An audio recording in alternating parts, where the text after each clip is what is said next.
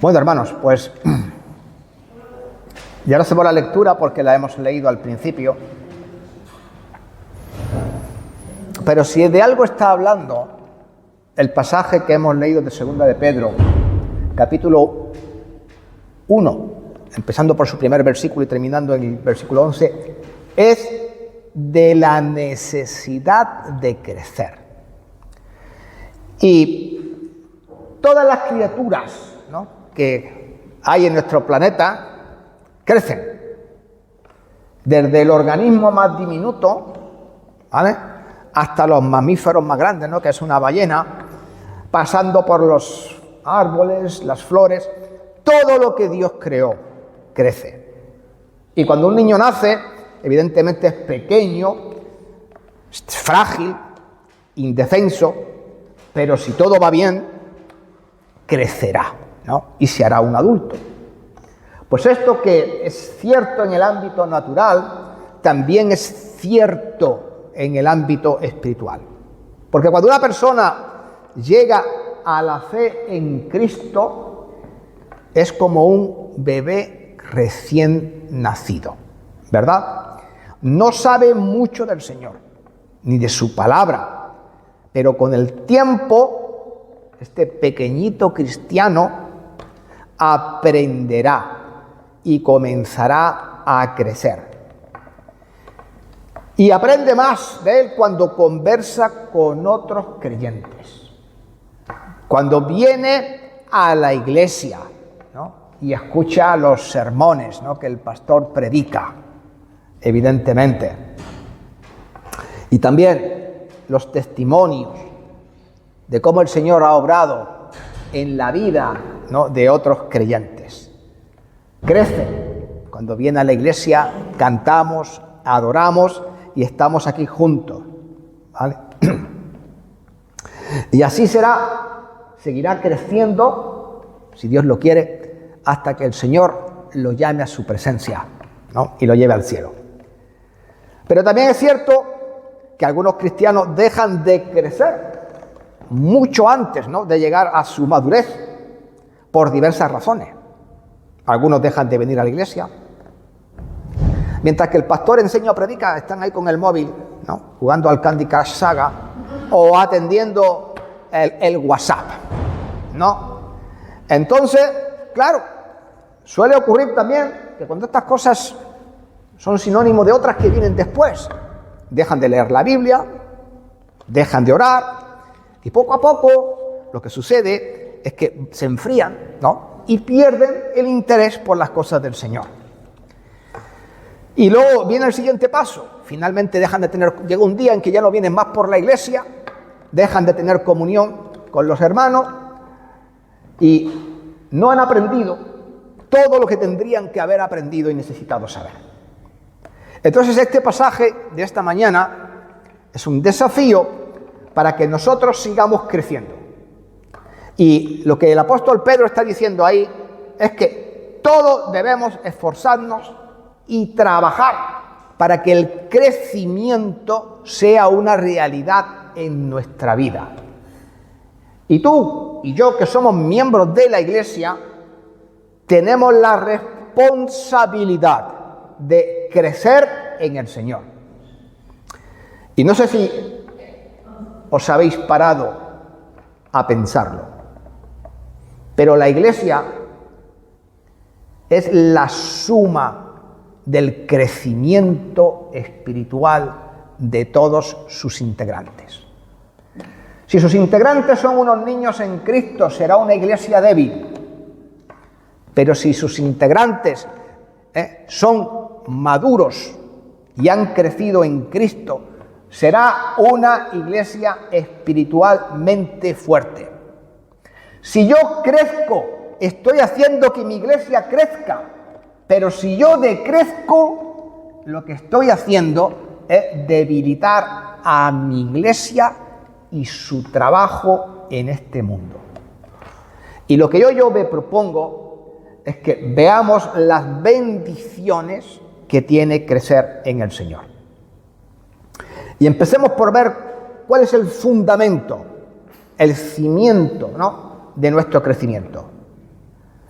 En 2 de Pedro, capítulo 1, versículo 2, dice así: gracia y paz, Simón Pedro, siervo y apóstol de Jesucristo, a los que habéis alcanzado por la justicia de nuestro Dios y Salvador Jesucristo, una fe igualmente preciosa que la nuestra. Así que el apóstol Pablo está llamando a los que han alcanzado una fe del mismo grado que la que tenían los apóstoles. Nuestra fe, hermanos, es preciosa, como dice la palabra de Dios. No es que nosotros hayamos ganado nuestra relación con Jesús por nuestros méritos, ya lo sabéis, pero nuestra relación con Dios, con el Señor Jesucristo, es el fundamento de nuestro crecimiento espiritual. Y de hecho, esa relación es una relación que permanecerá hasta que nos presentemos delante de Dios, como dice 1 Corintios 3, versículos del 11 al 15, donde dice: porque nadie puede poner otro fundamento que el que está puesto, el cual es Jesucristo. Y si sobre este fundamento alguno edificare oro, plata, piedras preciosas, madera, heno y hojarasca, la obra de cada uno se hará manifiesta, porque el día la declarará, pues por el fuego será revelada, y la obra de cada uno, cual sea, el fuego la probará. Y si la obra de alguno se quemare, sufrirá pérdida, si bien el mismo será salvo, aunque así como por el fuego. Está hablando del tribunal de Cristo, que es lo que va a pasar el día que nosotros creyentes nos presentemos delante de Él. ¿Vale? Es lo que está diciendo ahí. Entonces ahí se ve que esa relación con Dios continúa hasta el momento que llegamos al cielo. Y debido a que tenemos esa relación con Jesucristo, se nos ha dado todo aquello que nosotros necesitamos para vivir en el Señor en este mundo. Y en el versículo 3 dice: como todas las cosas que pertenecen a la vida y la piedad nos han sido dadas por su divino poder. En otras palabras, para que lo tengamos claro, una de las recompensas que tenemos por tener una relación con nuestro Señor Jesucristo es que podemos vivir menos como nosotros y más como Jesús. Y esto hace que podamos cumplir su mandato, ¿verdad? Dice: el que dice que permanece en Él debe, ¿qué?, andar como Él anduvo. Y todas las bendiciones de las que hoy voy a hablar son nuestras gracias a que tenemos una relación divina. Y Dios nos ha dado una verdad que el mundo desconoce: que nuestra relación con Jesús y las bendiciones que disfrutamos de parte de Dios son nuestras porque conocemos a Jesús. Y fijaros lo que dice el versículo 2: gracia y paz os sean multiplicadas en el conocimiento de Dios y de nuestro Señor Jesucristo. Gracia, todo lo que Dios nos da, ¿verdad?, y nadie merece, y la paz de Dios abundan en nuestra vida, como hemos leído, porque conocemos a Dios. Y además el versículo 3 dice: como todas las cosas pertenecen a la vida y la piedad, nos han sido dadas por su divino poder, y lo vuelve a decir otra vez, mediante el conocimiento de aquel que nos llamó por su gloria y excelencia. En definitiva, para que lo entendamos bien, todo lo que creemos es nuestro. ¿Pero por qué?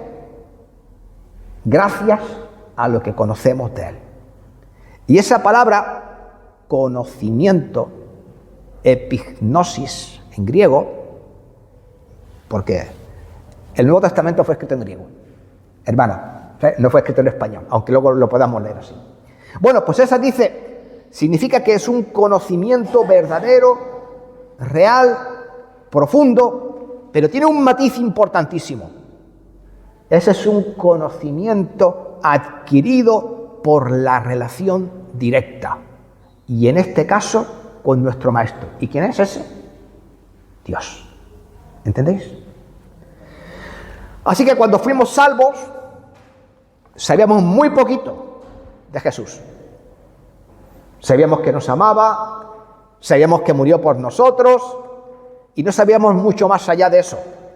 Pero ese conocimiento no provenía de nosotros. ¿Qué dice la palabra? La fe es por el oír. ¿Y oír qué? La palabra de Dios. ¿Os dais cuenta? Aceptar al Señor y la salvación es el punto de partida. Es el comienzo de todo.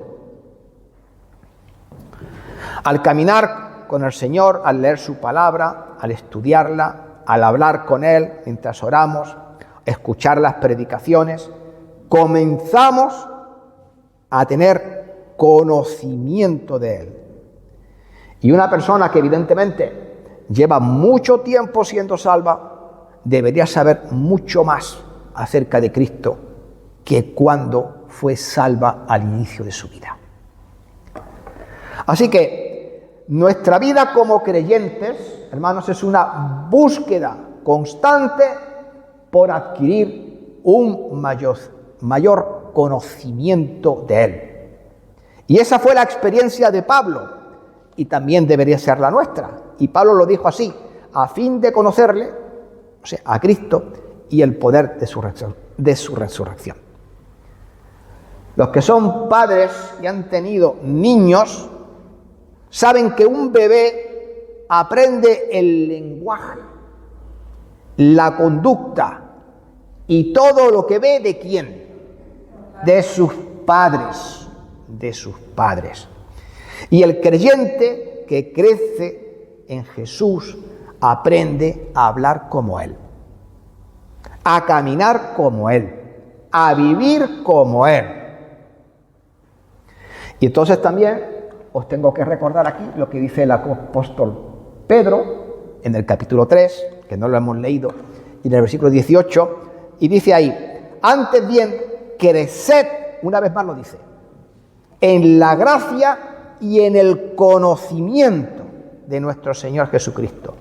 Y a Él sea la gloria, ahora y hasta el día de la eternidad. Amén. Bien. Cierta vez, un grupo de turistas que visitaban un pintoresco pueblo de nuestra amada España, pasaban junto a un anciano que estaba sentado allí en la plaza mayor del pueblo. Y entonces un turista, los que estaban allí, le pregunta: ¿nacieron grandes hombres en este pueblo? Entonces el anciano le respondió: no, solo bebés. ¿Entendéis lo que le está? No le está preguntando una cosa, él le respondió otra cosa completamente distinta. Pues bien, hay una verdad contenida, ¿no?, en esto que este anciano hombre le dijo. Crecer requiere tiempo, pero no solo tiempo, hermano, también esfuerzo. Porque la palabra de Dios nos dice que tenemos que crecer en nuestra relación con el Jesús. Y la verdad es que, como ya he dicho antes, ninguna iglesia es más fuerte que la suma del crecimiento de todos sus miembros. ¿Vale? Y os voy a decir algo: no basta con que el pastor crezca. El pastor es uno. No basta con que los diáconos crezcan, aunque sean más de uno. ¿Vale? No basta con que los maestros de escuela dominical crezcan, que ya son bastantes más. ¿Sabéis? Lo importante es que cada miembro de la iglesia tiene que crecer. Y este crecimiento se logra con el tiempo. Y se logra conociendo la palabra de Dios. Y se logra en oración. Y además implica no solamente conocer, porque ¿qué dice la palabra de Dios?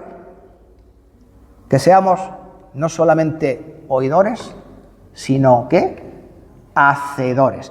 Implica que hay que ponerla en práctica a diario. Y que mi salud espiritual, evidentemente, redunda en la salud espiritual de la Iglesia. ¿Está ahí? Esto creo que cae por su peso. Esto lo que nos dice es que yo debo crecer, pero que tú también tienes que crecer. Y que nuestro crecimiento es esencial si es que queremos una iglesia fuerte y sana espiritualmente. Porque si un niño no crece y detiene su crecimiento, ¿por qué es? Porque hay problemas. Y entonces el papá lo lleva al pediatra a ver qué ocurre. ¿No? Pueden pasar muchas cosas, ¿no? Bueno, bien, hermano, a medida que crecemos en el Señor, ciertas realidades espirituales se tienen que ir haciendo realidad en nuestra vida. Y cuanto más conocemos a Dios, más fruto se tiene que manifestar en nuestra vida. Y cuanto más conocemos a Dios, evidentemente, tanto más nos vamos a asemejar a Él. Y vamos a centrarnos en las palabras de la segunda parte del versículo 4. Dice, para que por ellas lleguéis, por las promesas de Dios, dice, a ser participantes de la naturaleza divina. No sé si os dais cuenta, pero cuando el Señor nos salvó, nos transformó radicalmente. ¿Qué dice la palabra de Dios? Si alguno está en Cristo, nueva criatura es. Las cosas viejas pasaron y todas son hechas nuevas. ¿Por qué hay ese cambio? Porque Dios nos ha dado parte de su naturaleza divina, como habéis visto ahí, como hemos leído. Y la naturaleza es un factor determinante para cualquier criatura y su comportamiento. Me decía mi primer pastor, si tú coges un cerdo, lo lavas, lo perfumas, le pones una camisa nueva, le pones una corbata y un traje de chaqueta, pero si al lado hay un charco, en el momento que lo suelte, va al charco y se pone de porquería hasta arriba. ¿Por qué? Porque es un cerdo. ¿Y es lo que hace un cerdo? Ya está. Es así. ¿Por qué las ovejas, como dice el Salmo 23, anhelan los verdes prados? Pues porque son ovejas. ¿Por qué en cuanto a su comportamiento un ave vuela o un pez nada? Pues porque eso está en su naturaleza. ¿Por qué las ardillas viven en los árboles? ¿Y por qué, por el contrario, los topos, ¿no? Sabéis que viven bajo tierra, ¿no? Se excavan madrigueras bajo tierra. ¿Por qué? Pues porque está en su naturaleza. Entonces, la naturaleza que nosotros hemos heredado de Dios pertenece a Él. Y es espiritual. Y la persona verdaderamente salva la tiene. Y si somos hijos de Dios, como tenemos esa naturaleza divina, desearemos las cosas puras y santas. Porque ¿cómo es la naturaleza de Dios? Sed santos porque yo soy santo. Y en cuanto, por ejemplo, la palabra de Dios dice, desead como niños recién nacidos la leche espiritual que no adulterada. No nos conformamos con cualquier cosa que no sea la palabra de Dios, ¿verdad? Por lo tanto, si somos hijos de Dios y tenemos la naturaleza de Dios, nos comportaremos como Dios. Y eso significa que tenemos que tener amor, santidad y verdad. Porque el Señor Jesús dijo, si me amáis, guardad mis mandamientos. Y no dijo que nos amáramos los unos a los otros, por ejemplo. Y no menos importante, si somos redimidos, elegiremos, como he dicho esta mañana en la escuela dominical, vivir en un ambiente espiritual que refleje mi nueva naturaleza. ¿Estáis entendiendo? Porque si yo sigo viviendo en el mundo y me meto en las cosas del mundo, pues como el cerdo, acabo pringado hasta las orejas. Eso es así. Eso es así. Por eso dice el Señor, el que permanece en mí debe andar como él anduvo. Porque el Señor Jesucristo hablaba con las prostitutas, pero no se acostaba con ellas. ¿Me entendéis? Claro, hay una manera de hacer las cosas. Por lo tanto, esa naturaleza que Dios nos ha dado es santa. Y Pedro dice, somos partícipes de ella. Y eso quiere decir que Dios está trabajando en nosotros para que seamos así. Y el apóstol Pablo lo ratifica. Dice, Filipenses 1:6, estando persuadido de esto, que el que comenzó en vosotros la buena obra, que dice la palabra de Dios, la perfeccionará o la acabará hasta el día de Jesucristo, el día que el Señor venga por su iglesia. Y cuando el Señor está en el interior de cualquier vida, su presencia se manifiesta por un cambio que comienza internamente, pero que termina manifestándose externamente. Creo que se han gastado las pilas. ¿Oh? Es que no, Pues sí. no escuchamos a Manoli. Un momento, cosas de la tecnología.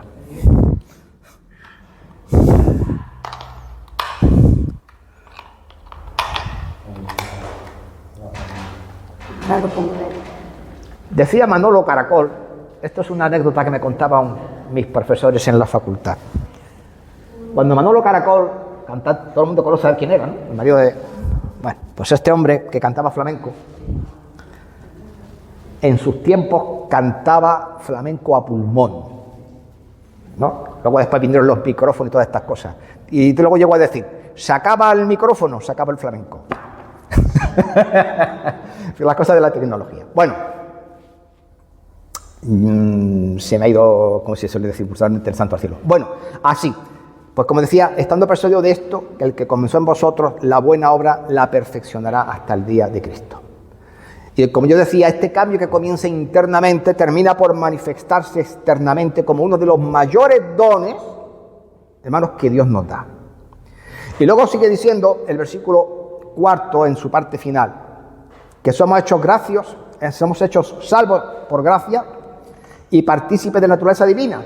Dice, hemos huido de la corrupción que hay en el mundo a causa de la concupiscencia. Y esa palabra hemos huido, en griego es apofeuo. Y sabéis lo que dice, ¿no? Se traduce como huir, eso dice el diccionario Strong, pero enmarca un vívido motivo bíblico. Huir de la contaminación moral del mundo hacia una libertad garantizada por Cristo. Y aunque aparece 3 veces en la Biblia, ¿verdad? Está hablando de la conversión, de la santificación, de la perseverancia y también del peligro de la apostasía, ¿no? Bueno, entonces, lo que te está diciendo es que cuando tú te conviertes, cuando tú creces en Cristo, huyes del pecado que controlaba tu vida. Y desde los versículos 5 al 7, vosotros también, poniendo toda diligencia en esto, añadid a vuestra fe virtud, a la virtud conocimiento, al conocimiento dominio propio, al dominio propio paciencia, a la paciencia piedad, a la piedad afecto fraternal y al afecto fraternal amor. Dios realizó la obra de salvarnos, hermanos, pero esto no es el final, sino el comienzo de toda la historia. Y por lo tanto, aunque la salvación es un don gratuito de la gracia de Dios, el hombre no tiene parte en él. Sin embargo, la salvación o la santificación, mejor dicho, cómo llegamos a ser como Dios, es un proceso, y esto lo digo bien clarito, en el que todos nosotros tenemos que participar activamente. No viene solo, ¿vale? Hay un trabajo que hay que hacer de nuestra parte. Porque, aunque tengamos la naturaleza divina, se nos ordena en la palabra de Dios que tenemos que añadir ciertos atributos a nuestra vida. Y por eso dice, vosotros también, poniendo con toda esta misma diligencia, añadid a vuestra fe. ¿Y sabéis lo que significa esa palabra de diligencia? Es poudé, que lo hagas con prontitud, que lo hagas con solicitud, que lo hagas con rapidez, que esto sea una prioridad en tu vida. Y vamos a ir viendo qué son esas cosas que tenemos que añadir. Ya hemos dicho que a la fe hay que añadir virtud.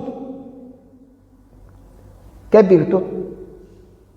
Porque un virtuoso, por ejemplo, del piano, es un hombre que toca muy bien el piano. ¿Pero qué está diciendo? ¿Es eso lo que nos está diciendo el Señor? No.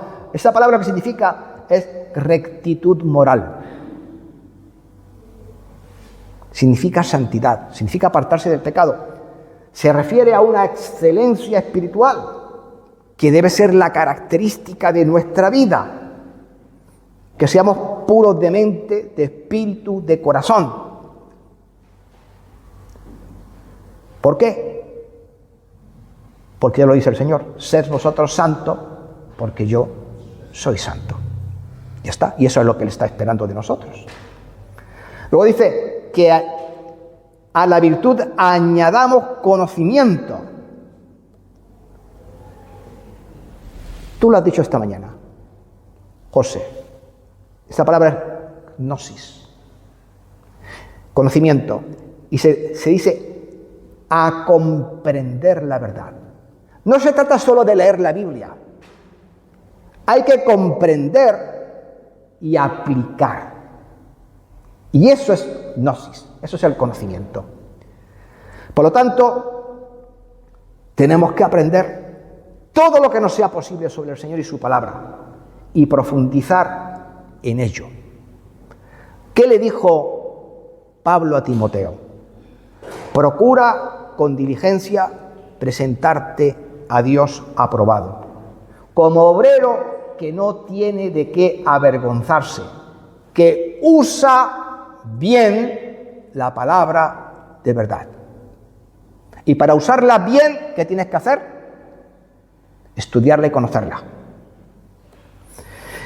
Y también debemos permitir no solo conocer, porque como dice Santiago 1:22, sed hacedores de la palabra y no solamente oidores, engañándoos a vosotros mismos. Porque mucha teoría y poca práctica tampoco sirve. Y luego dice que a la fe también añadamos templanza o dominio propio, como lo pone ahí. Escrateia, autocontrol interior, pero no por uno mismo, sino por el Espíritu de Dios. Hay momentos en la vida que a uno le gustaría, ya sabéis, ¿no?, dar rienda suelta a lo que uno lleva dentro. Pero eso es lo que debe hacer un cristiano. Si lo hace, ¿sabéis lo que demuestra? Que el Espíritu Santo no controla su vida. Porque si tú tienes al Espíritu Santo dentro de ti, no lo harás. Serás sabio y no lo harás. ¿Y sabes por qué? Aunque no lo tengo aquí puesto. Porque en las muchas palabras siempre hay pecado. Y vas a decir lo que no tenías que haber dicho. Como dice la palabra de Dios. Entonces, por eso uno tiene que gobernar su mente, sus apetitos y sus emociones. Y como creyente no puedo permitirme darle rienda suelta a la bestia que llevo dentro. La llevamos todo. Y como Pablo dice que yo golpeo mi cuerpo y lo pongo en servidumbre, no sea que habiendo sido heraldo para otro, yo mismo sea eliminado. O sea, yo mismo me disciplino para no hacer estas cosas. Y luego también dice que tengo que añadir a mi fe paciencia. hipomoné. Porque esa palabra significa... ¿Qué significa ser paciente? Esperar. ¿Perdón? Esperar. Más que esperar significa perseverar, ser constante y resistir. Pero hay un matiz que tiene la palabra. Alegremente. Porque la vida nos presenta muchas pruebas. Eso es evidente, ¿verdad? Pero la palabra de Dios dice que tenemos que ser pacientes, o sea, estar firmes, sirviendo fielmente al Señor. Y fijaros, cuando yo decía, no, es que además tiene el matiz de que hay que hacerlo alegremente. Santiago 1 dice, hermanos míos, tened por sumo gozo cuando os halléis en prueba, sabiendo que la prueba de vuestra fe produce paciencia. Yo era el tío más impaciente del mundo. ¿Sabéis? El tío más impaciente del mundo. Yo no podía esperar, yo quería siempre las cosas aquí, ahora y tal. Y cuando tenía un problema me desesperaba vivo, ¿no? Y el Señor me ha enseñado con el paso de los años a ser una persona paciente. Y luego dice que también a la fe añadamos, aquí suelta dos palabras, pero en griego lo dice con una sola. Bondad fraternal. Y esa palabra, ¿sabéis cuál es? ¿El nombre de una ciudad de los Estados Unidos? No. Y el nombre de otra ciudad, de una de las iglesias que estaba en Asia Menor, Filadelfia. ¿Qué significa Filadelfia? Filos es amor a, y adelfos es hermano, es amor a los hermanos, o dicho de otra manera, amor fraternal. Porque el Señor Jesucristo también nos dijo que tenemos que amar a nuestro prójimo. Y amarás al Señor con todo tu corazón y con toda tu alma y con toda tu mente. Este es el primero y grande mandamiento. Y el segundo es semejante. Amarás a tu prójimo como a ti mismo. Y aquí estáis rodeados ¿de qué? De prójimos. De hermanos. Bueno, pues que amar a Dios y amar al prójimo lógicamente nos va a ayudar a tener todas estas cosas que estamos mencionando. Y la última cosa que ya dice ahí, dice que a la fe añadamos amor.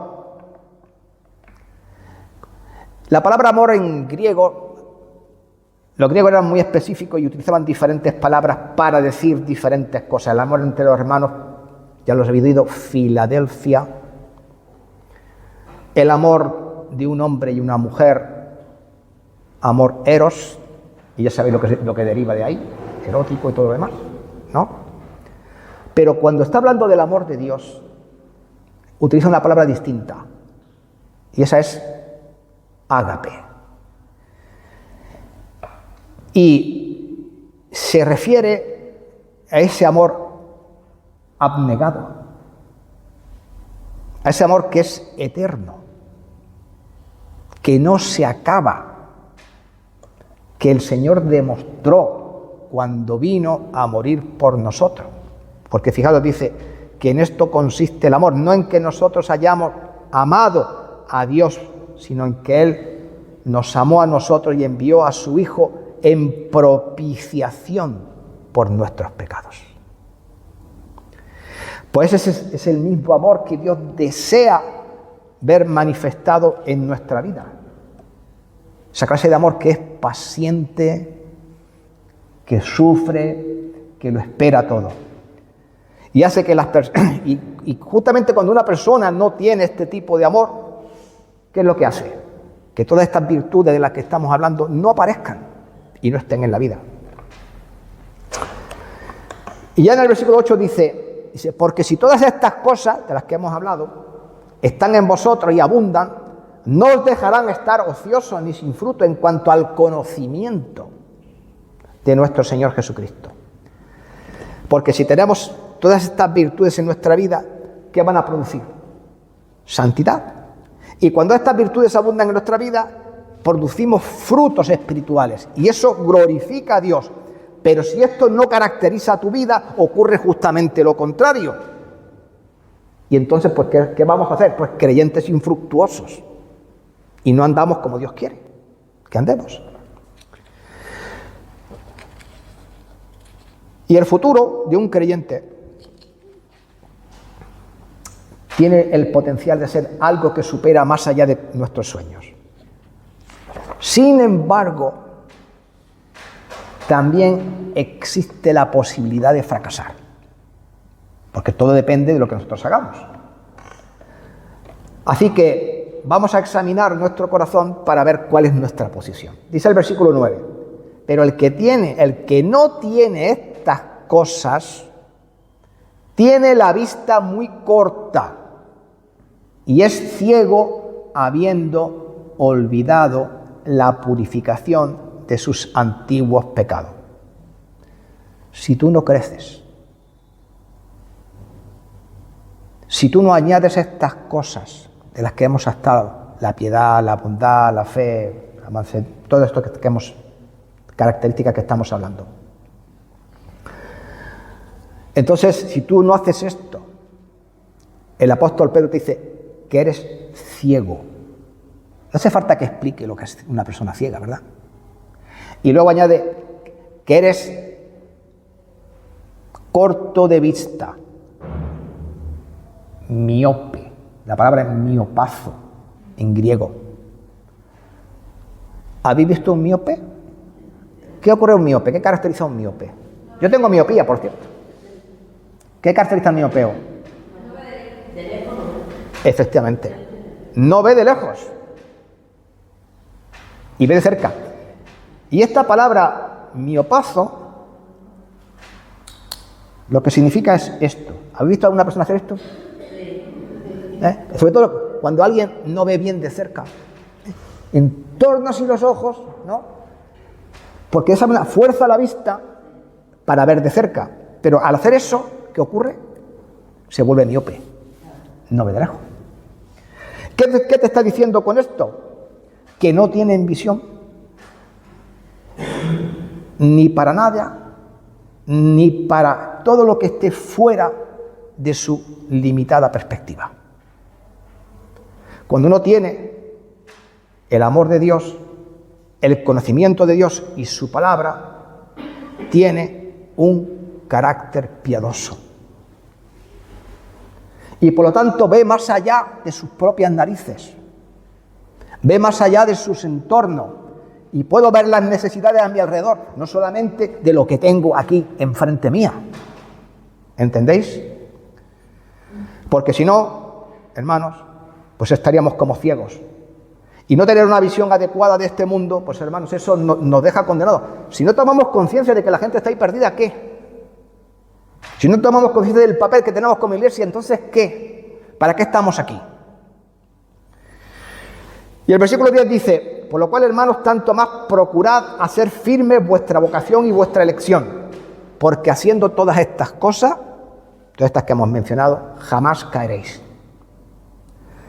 En otras palabras, lo que nos está diciendo, ocúpate en tu salvación. Ocúpate y permanece firme, estable, que es lo que está diciendo, seguro en todas estas cosas.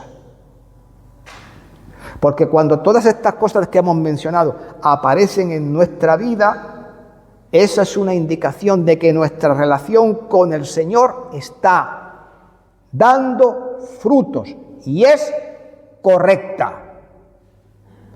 Y si no aparece, pues ya lo podéis imaginar. Indica justamente lo contrario. Y luego dice, porque de esta manera os será otorgada amplia y generosa entrada en el reino eterno de nuestro Señor Jesucristo. ¿Sabéis una cosa? Este versículo tiene su historia. Porque cuando los antiguos griegos hablaban de una entrada generosa, describían el recibimiento que los atletas, ¿no?, victoriosos, cuando llegaban a la ciudad, después de haber obtenido, digamos, la corona de laurel. No le ponían medallas como hoy, ¿no? Eran una corona de laurel. Y llegaban victoriosos, pues están hablando de eso. Entonces la promesa de Dios es que recibiremos lo mismo que ellos, una entrada abundante en el cielo. Pero te dice, se será otorgada, ¿no? Esto, amplia y generosa entrada. Y ahora voy a decir aquí algo también, porque esa palabra otorgada, que Dios te va a dar la otorgada, esa palabra amplia y generosa entrada en el cielo, epirogeo, es una palabra que es muy curiosa, porque está haciendo referencia cuando los actores, ¿no?, representaban en Grecia una obra de teatro. Y entonces, ¿quién cubría los gastos de la representación de la obra de teatro? Pues un mecenas. ¿Y qué es lo que te está diciendo aquí? Que la Escritura nunca presenta a Dios como un dador tacaño y reticente, sino que Dios lo que quiere es ser generoso con nosotros. Porque fijaros bien que desde que Dios vistió a Adán y Eva con pieles en el Edén, hasta el cordero inmolado, el Padre nos ha suplido todo lo que necesitamos.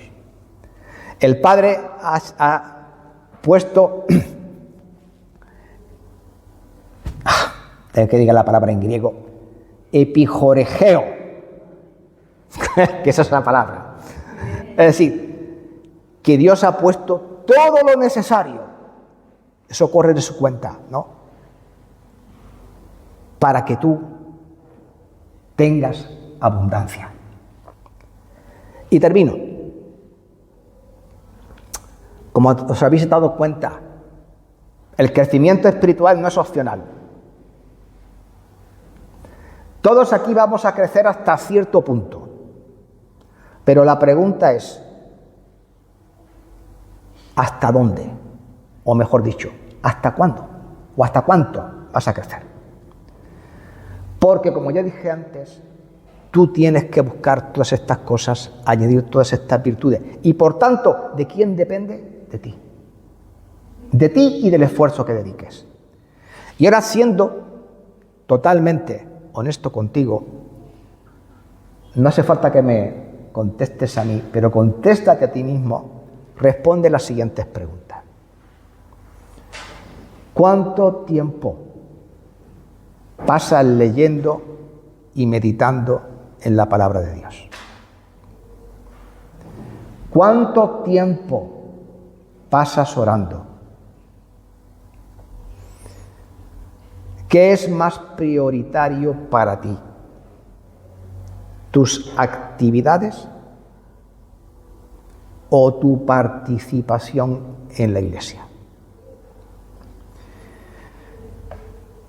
¿Cuánto has aprendido desde que entregaste tu vida a Cristo? ¿Mucho? ¿Poco? La siguiente pregunta es evidente. ¿Podrías crecer más? Porque también están los que dicen, no, yo ya lo sé todo. ¿Sí, no? Sí, ya lo sabe. Entonces, si sabes que no estás creciendo como el Señor quiere que sea, entonces yo te diría que te acerques al Señor y confíes en Él para que te ayude. Pero recuerda una cosa, debes esforzarte para que sea realidad. Puedes ser un miembro de la iglesia que crece, pero te recuerdo las palabras del apóstol Pedro. Como todas las cosas que pertenecen a la vida y a la piedad nos han sido dadas por su divino poder, mediante el conocimiento de aquel que nos llamó por su gloria y excelencia. Amados hermanos, que el Señor os bendiga.